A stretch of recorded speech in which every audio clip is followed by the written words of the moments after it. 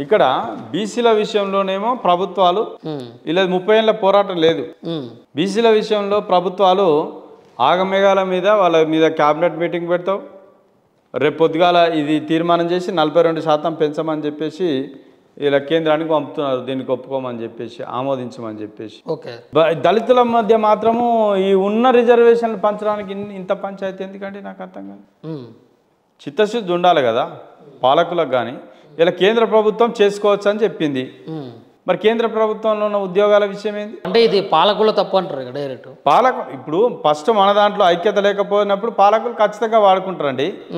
వాళ్ళకు ఓట్లు కావాలి కదా. ఇందులో ఉన్నటువంటి 3 వర్గాలను ఇవ్వాలా. మాదిగలు ఉన్నారు, మాలలు ఉన్నారు. ఇప్పుడు మీకు ఐక్యత లేకుండా మీ పోరాటం ఎంతవరకు పోతుంది అన్న? మేము ఖచ్చితంగా నేను కోరుతున్నది ఇలా ఎంబీఎస్సీ కులాల హక్కుల పోరాట సమితి అధ్యక్షునిగా నేను కోరుతున్నది ఏంటంటే ఉమ్మడిగా మన రిజర్వేషన్ల శాతాన్ని పెంచుకుందాం. మేము కొట్లాడమని అంటలేను. నేను ఎవరు మాట్లాడినా కానీ ఇలా వాళ్ళు నిజంగా ఇన్నేళ్ళు ఉద్యమం చేసినటువంటి వాళ్ళకి అనుభవం ఉన్నప్పటికీ కూడా సామాజిక న్యాయం దృక్పథంలో మనం ఇలా న్యాయం గెలుస్తుంది, ధర్మం మాట్లాడాలని మాట్లాడుతున్నాం కదా. అవును, ఆ న్యాయం ధర్మం దృష్టిలో పెట్టుకొని మనం కూడా పనిచేయాలి. మనం ఉద్యమాలు నడపడం ఒక్కటే కాకుండా ఇవాళ నిజంగా ఆ రిజర్వేషన్ ఫలాలు అందరికీ అందాలంటే మనం ఏం చేయాలి? ఇవాళ ఇది ఒక్కటే అంశాన్ని పట్టుకొని ఇంకా 30 ఏళ్ళు కొనసాగించాల్సినటువంటి అవసరం లేదు. ఇలా మాలలు ఏడా అడ్డుకుంటున్నారు. దానికి జరగవలసిన ప్రక్రియ ఏంది? దాన్ని ఒప్పియాలి. వాళ్ళు కూడా ఇప్పుడు నేను ఈ మధ్య మాట్లాడిన దాని ప్రకారంగా వర్గీకరణకు వాళ్ళు కూడా ఒప్పుకుంటున్నారు. సో ఒప్పుకుంటున్నారు కానీ ఏ రకంగా వర్గీకరణ చేయాలి, మళ్ళీ ఈ సమస్య రాకుండా శాశ్వత పరిష్కారం ఎట్లా ఉండాలి? ఇలా ప్రభుత్వం అంతా కూర్చుండి మాట్లాడుతూ ఉన్నారు కదా. దీనికి బీసీలకు సంబంధించిన దాంట్లో ఇలా ఉన్న 15% రిజర్వేషన్లను మన జనాభా 25% పెరిగిందండి. పెరిగిన దాని ప్రకారంగా రిజర్వేషన్లు పెంచవచ్చు కదా. ఇప్పుడు కాంగ్రెస్ ప్రభుత్వం వర్గీకరణకి ఆమోదించినా కానీ మరి 1 సంవత్సరం నడుస్తుందా, 2 సంవత్సరాలు నడుస్తుందా చెప్పలేం. ఎందుకంటే ఉన్న దాంట్లో పర్మనెంట్ సొల్యూషన్ కాదంటారు. ఇది లేదు పర్మనెంట్ సొల్యూషన్. దీని మీద కూడా చాలా మందికి డౌట్ ఉందన్న, జర కొంచెం ఇప్పుడు ఉన్న 15%లో మాలా మాదిగలు అదేవిధంగా 57 ఉపకులాలు ఏ విధంగా పంచుకోబోతున్నాయి మరి? ఇవాళ అదే కదా పంచాయతీ వర్గీకరణ చేసేదే దాని గురించి. ఈ 15% ఎట్లా వంచాలనేటువంటిది ఇవాళ ఏమవుతుందంటే ఒక రొట్టె ముక్కను 4 పిల్లులు పంచుకోవాలని అనుకున్నప్పుడు మధ్యలో కోతొచ్చి పంచాయతీ చెప్తే ఎట్లుంటుందో అట్లా ఉన్నది పరిస్థితి.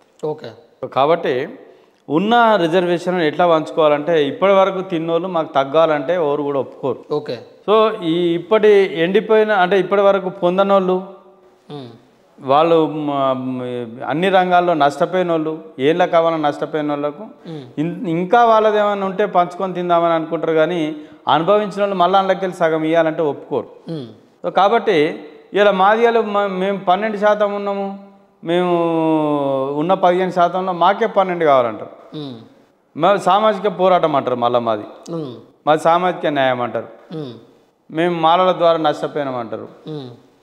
మరి మాలలేమో మాకు ఇక్కడ అన్యాయం జరిగింది, మాకు కూడా మేము 30 లక్షల మంది ఉన్నాం, మాకు 10% కావాలని వాళ్ళు అంటారు. మరి వీళ్ళే ఉన్న 15% పంచుకున్న తర్వాత మిగతా ఉన్న కులాల గురించి ఎవరు ఆలోచన చేస్తారు? ఈ సామాజిక న్యాయ పోరాటాలు ఎందుకైతాయి? వీళ్ళ చేసేటువంటి సామాజిక న్యాయం ఎట్లయితుంది? ఈ మద్దతు ఇస్తున్నామని చెప్పేటువంటి మేధావులంతా కూడా మేధావులు ఎట్లా అవుతారు? అన్యాయానికి గురవుతున్నటువంటి వర్గాల పక్షాన లేని గొంతులు ఇలా సామాజికవేత్తలు ఎట్లయితారు? సామాజిక న్యాయం ఎట్లయితుంది? కాబట్టి ఇప్పటి వరకు 78 ఏళ్ళుగా మా వాటాను పొందలేకపోయినాము. మా కులాల ఉనికిలో లేకుండా చేసినటువంటి ఈ కులాలు కానీ మా వాటాను ఇవాళ మేము మాకున్నటువంటి అవకాశాలన్నిటి కూడా రెట్టింపు అవకాశాలు మాకు ఇవ్వాలని మేము కోరుకుంటున్నాం. ఇన్నేళ్ళు మీరు తిన్నారు కదా, కొన్నేళ్ళు మా గురించి వదులుకోండి మీరు. అది సామాజిక న్యాయం అవుతుంది. మీకు నిజంగా అంత ధర్మము న్యాయం అడిగేదేముంది? డైరెక్ట్ కోర్టు నుంచి కూడా తీర్పు వచ్చింది కదా. ఇప్పుడు దానివల్ల ఒకవేళ ఆ కోర్టు ఇచ్చినటువంటి తీర్పు ప్రకారంగా ఫాలో అయినట్లయితే మాలా మాదిగలకే ఎక్కువ నష్టం జరిగే అవకాశం ఉంది కదా. మేము అదే అడుగుతున్నాం.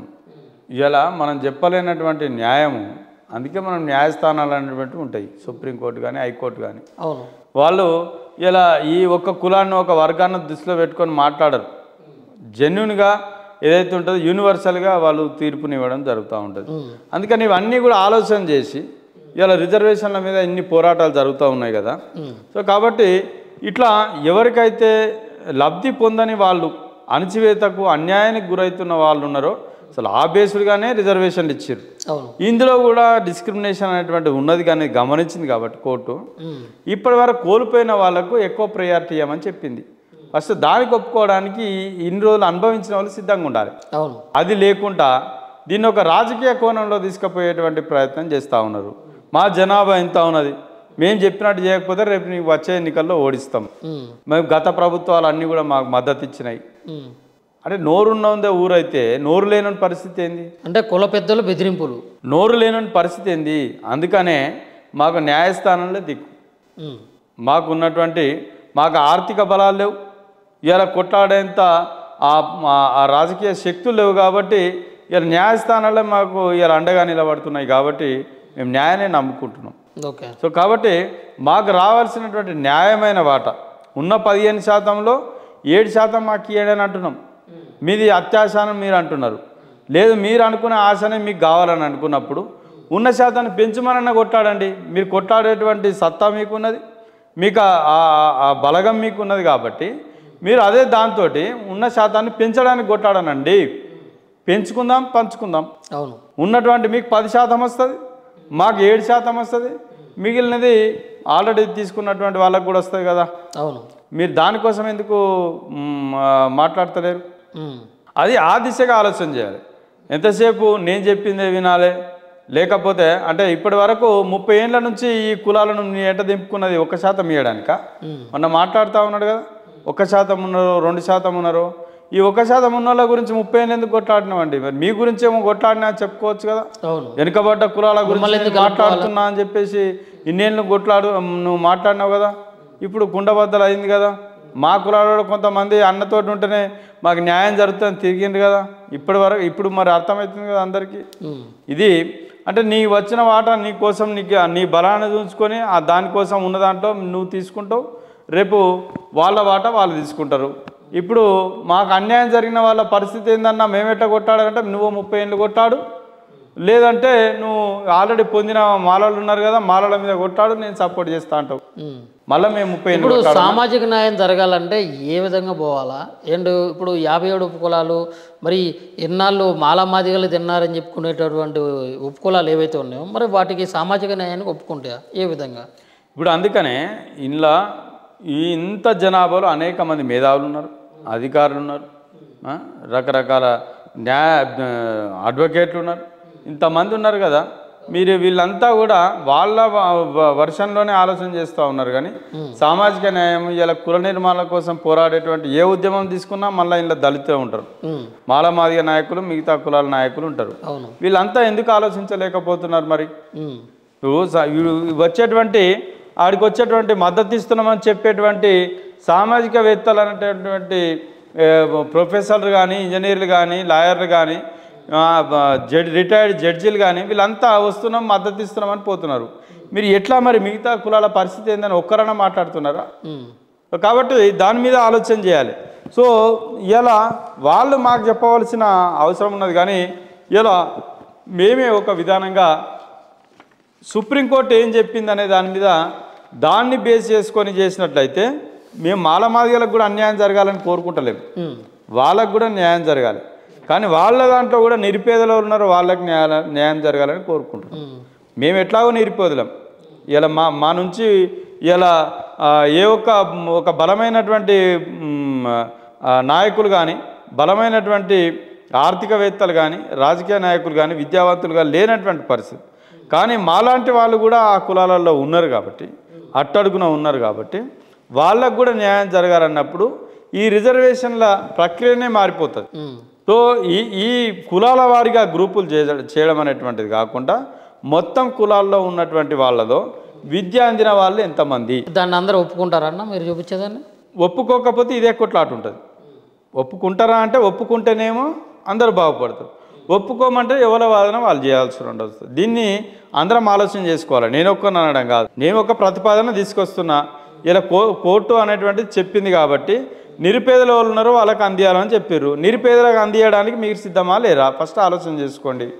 నిరుపేదలు లెక్కనే ఉంచి బలహీన వర్గాలతోటి అన్ని రకాల సపోర్ట్ తీసుకొని ఈ నిరుపేదలని ఇంకా 30 ఏళ్ళు దింపుతా అంటే తింపురి మరి. ఇప్పుడు నిరుపేదలు అనే విషయం పక్కన పెడితే మాళ్ళేమో కాంగ్రెస్కి వెళ్ళి మాదిగలేమో బీజేపీకి వెళ్ళి ఇక్కడ క్లియర్గా ఉన్నారు. ఈ పంచాయతీ తెలియదప్పుడు రాజకీయ ప్రయోజనాల కోసం వర్గీకరణ వాడుకుందామంటే ఎవరేం చేసేది లేదండి. వాడుకుందామంటే ఆల్రెడీ వాడుతున్నారు కదా, అక్కడ వాడుతున్నారు కాబట్టి చెప్తున్నా. ఈ సమస్య పరిష్కారం చేయాలని అనుకున్నప్పుడు అది ప్రభుత్వాల కంటే ముఖ్యంగా ముందుగా మన వర్గాలు మన కులాలు ఆలోచన చేసుకోవాలి. ఇలా మనమంతా ఒక సామాజిక న్యాయంతో ఆలోచన చేసుకొని చేస్తేనేమో ప్రభుత్వాలు కూడా దానికి అంగీకరిస్తే వాళ్ళు భయంలో పడతారు. మాకేం కావాలనేటువంటిది ఇలా బీసీలంతా ఒక్క తాటి మీద ఉండి ఉన్నారు కాబట్టి వాళ్ళ రిజర్వేషన్ పర్సెంటేజ్ పెంచుతామని అంటారు కదా. మనం కూడా ఉండి ఇలా మా కింద వర్గాలకి ఇలా అంత లేవు, రేపు కోర్టు కూడా కింది వర్గాలకి ముందు ప్రియారిటీ ఇవ్వమని చెప్పింది. సో కాబట్టి వాళ్ళకు ఉన్న పర్సంటేజ్లో ఈ రిజర్వేషన్లు సరిపోతలేవు అనుకున్నప్పుడు పెంచమని డిమాండ్ రావాలి. ఆ పెంచడం అనేటువంటిది వర్గీకరణ పోరాటం చేసే నాయకులకు ఇష్టం ఉందా లేదా? ఫస్ట్ మీకు వచ్చే నష్టం ఏమున్నది? పెంచితే అందరికీ లాభం జరుగుతుంది కదా. ఈ ఉన్న దాంట్లోనే మీరు బలమైన వర్గంగా కొట్లాడితే బలహీనుడు ఎప్పుడు కింద పడవలసిందేనా? అది ఇలా సమాజం మీద ఉన్నటువంటి ప్రశ్న. ఈ దళిత నాయకులు అని చెప్పుకునేటువంటి వాళ్ళు, ఇన్నేళ్ల నుంచి పోరాటం చేస్తున్నాం అనేటువంటి వాళ్ళు ఇప్పటికైనా ఈ అంశానికి పుల్ స్టాప్ పెడదాము, అందరికీ న్యాయం చేద్దామని అనుకుంటేనేమో ఒక రకమైన ఆలోచన. లేదు దీన్ని ఇక మా ఒక కులాన్ని మా వెంటనే వేసుకొని తిరుగుతాము, ఇలా ఇట్లనే దింపుకుంటూ తిరుగుతామని అన్నప్పుడు ఇంకా 30 ఏళ్ళైనా ఇదే పోరాటం.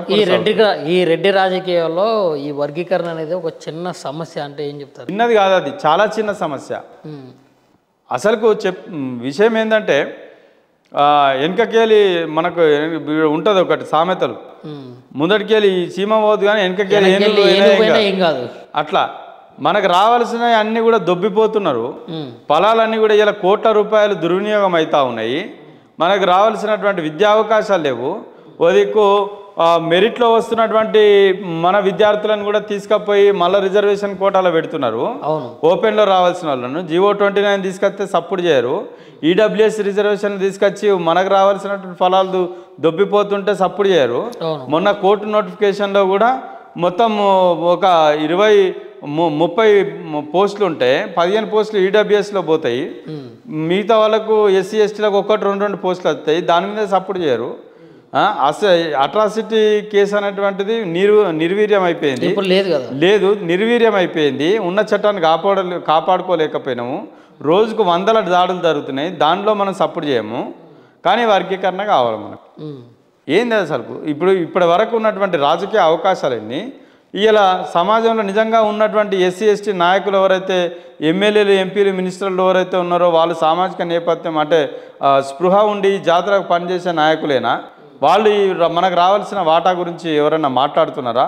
ఇలా దళిత డిక్లరేషన్ పేరు మీద ఇలా కాంగ్రెస్ ప్రభుత్వం కానీ ఇలా చెవెళ్ళ డిక్లరేషన్ చేసింది, ఎన్నో సమస్యలను పరిష్కరిస్తామని హామీ ఇచ్చింది. దాని మీద మాట్లాడేటువంటి నాయకులేరి గత పోయినటువంటి ప్రభుత్వంలో దళితున్నే ముఖ్యమంత్రి చేస్తా అన్నటువంటి ప్రభుత్వం 10 సంవత్సరాలు పరిపాలించిన ఆ నాయకుల మాట ఏమైంది?